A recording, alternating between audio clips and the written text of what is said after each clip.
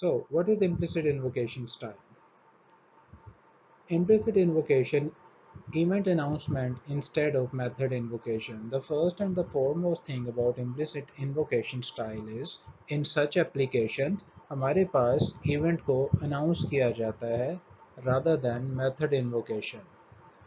Now the thing is, what's the difference between event announcement and method invocation? Like जो method invocation है, that is a very general concept, right? I'm sure you are aware, आपको पता है कि जब भी हमने एक ऑब्जेक्ट को दूसरे ऑब्जेक्ट के साथ कनेक्ट करना, we will call method. पहले तो of course हम method को write करेंगे, उसके बाद method को call करेंगे. But what is event announcement? Event announcement is also a type of method, but the scope is slightly different. यकीनन आई एम श्योर कि आपने वेबिनार्स का वर्ड लाजमी सुना होगा, वेबिनार, ठीक है, जिसको हम WEB वेब ई एंड नार कहते हैं, NAR वेबिनार, ठीक है, WEBINAR वेबिनार, ठीक है जी. वेबिनार एक्चुअली होता है क्या? This is a kind of online seminar. अब ऑनलाइन सेमिनार जैसे कि रियल लाइफ में सेमिनार होते हैं, कॉमर्स यूनिवर्सिटी में अच्छे दिनों में के A ब्लॉक में सेमिनार होते हैं, तो वेबिनार एक्चुअली क्या है? It is for the whole world community कि rather than we organising seminar on some physical location, हम वेब पे या ऑनलाइन सेमिनार को ऑर्गेनाइज करते हैं. और इसका तरीका क्या होता है? लाइक बड़ी companies like Google, Microsoft, IBM वगैरह, या कोई भी क्लाउड कंप्यूटिंग के service provider, what they do is they decide on some meeting date and time, और उसके बाद वो सारी की सारी इन्फॉर्मेशन को वो पब्लिक कर देते हैं कि like for the whole world anyone who wants to join can simply do that. लेकिन उन्हें करना क्या होता है कि उन्हें अपना जो है ना वेबिनार को अटेंड करने के लिए अपना जो है वो इंटरेस्ट को रजिस्टर करना होता है. लेकिन द थिंग इज़, इंटरेस्ट तो तभी रजिस्टर हो सकता है ना जब इवेंट अनाउंस हो, ठीक है. और इवेंट की अनाउंसमेंट क्या है कि कोई भी कंपनी जो वेबिनार करवाना चाह रही है वो उसे इवेंट की इन्फॉर्मेशन पब्लिश कर दे. अब द पॉइंट इज़ कि जो लिसनर है उसको कैसे अपना इंटरेस्ट को रजिस्टर कर सकता है, दैट इज़ इम्पॉर्टेंट. वो इस तरह से एसोसिएट करेगा, लाइक जो आम तौर पे होता है कि वो उनकी कॉरस्पॉन्डिंग वेबसाइट पे जाके वहाँ पे अपना कोई बेसिक सा फॉर्म फिल करेगा, having the name, ID, name, address, email address और फ़ोन नंबर, और एक्चुअली उसको सबमिट कर देगा. ये तो एक्सप्लिसिटली क्या किया है यूज़र ने किया जो भी वेबिनार को अटेंड करना चाहता है. लेकिन एक्चुअली उसने जब उसने फॉर्म फिल करा था, कोई भी यूज़र में और आप, तो जब उसने फॉर्म फिल करके अपना इंटरेस्ट को जब रजिस्टर किया, तो उसने एक्चुअली मेथड को एसोसिएट कर दिया विद द इवेंट. अब इसका फ़ायदा क्या होगा? इसका फ़ायदा ये होगा, what is written in this following bullet point, system invokes all registered method implicitly. अब होगा क्या है कि जब जिस दिन लेट्स से जुलाई 1 2020 को वेबिनार होना है दिन के 12 बजे, तो होगा क्या है कि depending on the system logic, 1 या 2 दिन पहले सारे के सारे वो यूज़र या वो लोग जिन्होंने इवेंट के साथ अपना इंटरेस्ट रजिस्टर किया है, उन्हें सिस्टम ऑटोमेटिकली ईमेल या टेक्स्ट मैसेज भेजना शुरू कर देगा कि आपने फ़लाँ दिन को या इवेंट रजिस्टर किया है वेबिनार के साथ. अब उसको, if you want to attend the event, just click on the following link और फॉलो द फॉलो गाइडलाइंस. तो एक्चुअली इसका फ़ायदा क्या है? इसका फ़ायदा ये है कि बजाय इसके कि आपको 12th आवर पे इंफॉर्मेशन मिले, तो सिस्टम की लॉजिक के मुताबिक आपको 1-2 दिन पहले इन्फॉर्म या याद दहानी करवा दी जाती है, so that you can plan for your webinar, ताकि आप अपना टाइम या कैलेंडर को प्लान कर सकें. Component interfaces are methods and event. And of course जो भी कंपोनेंट ऐसी एप्लीकेशन को बनाने के लिए हम यूज़ करते हैं, जो भी कंपोनेंट हम ऐसी एप्लीकेशंस को बनाने के लिए यूज़ करते हैं, उसके इंटरफेसेस में मेथड्स और इवेंट्स जो हैं वो शामिल होंगे. इंटरफेसेस का जिक्र हमने पहले भी किया था कि इसमें सारी की सारी हम फंक्शनैलिटी को इकट्ठा करते हैं किसी भी सिस्टम के हवाले से, और एक्सेस मॉडिफायर भी हम अपनी लॉजिक के मुताबिक सेट करते हैं.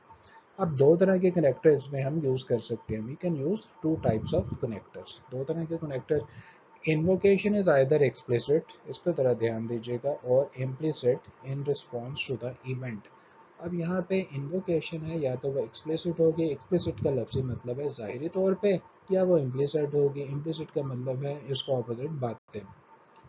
अब द थिंग इज़ कि जो इन्वोकेशन, इसको यूँ तरह से समझने कि let's say we want to invite 50 people out of 5,000 people, ठीक है. एंड द थिंग इज जिसके 5000 people are present in a ground, जिसके 2 या 3 दरवाजे हैं। अब इन लोगों को इनवाइट करने के दो तरीके हैं। पहला तरीका तो ये है कि हम उन सबको जो है वो बाय नेम पुकारें, ठीक है, बाय नेम पुकारें और उन्हें कहें जी फ़लाँ फ़लाँ हम आपको इनवाइट करना चाहते हैं फॉर अ टी और कॉफ़ी और डिनर। लेकिन बाय नेम उसको पुकारना दैट इज़ नॉट ईजी। दूसरा तरीका जो कि एक्सप्लिसिट है, अगेन बाय नाम पुकारते हैं, वो एक्सप्लिसिट है। एक और एक्सप्लिसिट तरीका क्या है कि हम क्या करें कि जो भी ग्राउंड जहाँ पे वो 5 या जितने हज़ार लोग मौजूद हैं वहाँ पे एक पोस्टर लिख के लगा दें, ठीक है, और पोस्टर पे हम ये लिख दें कि हर एक का नाम, अगर तो हमें नाम पता है, ठीक है, या उनकी कोई ऐसी आइडेंटिटी जो हमें पता है, लेट्स से एज ग्रुप, हम ये कहते हैं 20 या 22 के इन बिटवीन लोग, और हमें ये पता है कि 20 और 22 के दरमियान जो है ना तकरीबन 50 या उस 5000 के मजमे में हम ये कहते हैं ये लोग सारे के सारे are invited for a dinner और कॉफ़ी एट फलां फलां प्लेस। तो इससे क्या होगा कि ये वाली भी इन्वोकेशन या इनविटेशन है, ये एक्सप्लिसिट है, ठीक है जी। और इसमें और इम्प्लिसिट में क्या फ़र्क है? इम्प्लिसिट में क्या फ़र्क है वे कि जिनको हमने इनवाइट करना है उनके अलावा किसी को भी ये नहीं पता चलेगा कि they have been invited for a coffee और डिनर। तो दैट इज़ द डिफरेंस कि एक्सप्लिसिट जो कि ज़ाहिरी और इम्प्लिसिट बात नहीं है। इम्प्लिसिट में दोबारा बता रहा हूँ कि इम्प्लिसिटली क्या है कि जिनको हमने इनवाइट करना है, जिनको इनवाइट किया गया, उसके अलावा किसी को भी ये पता नहीं चलेगा कि दे हैव बीन इनवाइटेड, यानी सिर्फ वही लोग जिन्हें बुलाया गया है सिर्फ उन्हें ही नोटिफाई किया जाएगा। तो इन्विकेशन कैन बी कनेक्टर टाइप, आमतौर पे ये इम्प्लिसिट होती है, ठीक है, जैसे अभी हमने बात की कि उन्हें ही हम इनवाइट करेंगे, वेबिनार वही अटेंड कर सकेगा जिसने अपना इंटरेस्ट को रजिस्टर करवाया हुआ है। But again depending on the implication application logic, first of all जो है ना वो जो यूज़र हैं, जो इंटरेस्टेड लिसनर हैं, वो तो अपना इंटरेस्ट तो रजिस्टर करेंगे, और वो वाला इंटरेस्ट जो रजिस्टर करेंगे वो that will B, if that is done through a submitting a form, then of course that interest registration is implicit। और अगर वो implicitly हुआ तो of course जो है वो invocation भी implicit होगी, जो कि webinar वाले दिन या उससे एक दो दिन पहले होगी, just as a reminder। लेकिन in some cases depending on the situation that invocation can be explicit as well। for example, वो इस तरह से हम कह सकते हैं कि let's say not too many people were able to join, ठीक है, not too many people register their interest with the event। so if they want to make it public, if the organizer want to make it public, just to make it a successful webinar, what they can do, they can publish the information that webinar is going to start, anyone can join by clicking on the following link, you don't even need a registration, ठीक है। in that case that invocation would be explicit like for everyone। Style in variants, इसमें कुछ चीज़ें ऐसी हैं इस architecture style में जो चेंज नहीं होती। वो क्या है? Announcers are unaware of their events effect. जो जो जो भी अनाउंसर है, वे for example in case of webinar, जो वेबिनार का ऑर्गेनाइज करने वाला है, उसे इस चीज़ का कोई पता नहीं कि उन्होंने जो इवेंट ऑर्गेनाइज किया है या अनाउंस किया है इसका क्या इफ़ेक्ट होगा, ठीक है, इसका क्या असर होगा, कोई अटेंड भी करेगा या नहीं, कोई रजिस्टर भी करेगा नहीं, उसका they have nothing to do with that. No assumption about processing in response to event।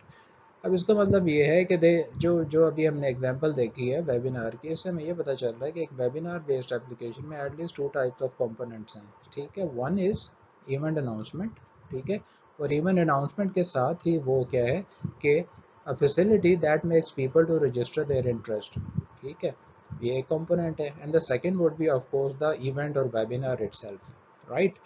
So the thing is कि once a component has make an announcement of the event, ठीक है, that component has nothing to do with the webinar itself। उसका काम क्या है कि उसने event को अनाउंस कर दिया, लोगों का रजिस्टर जो इंटरेस्ट है उसे रजिस्टर कर लिया, दैट्स इट।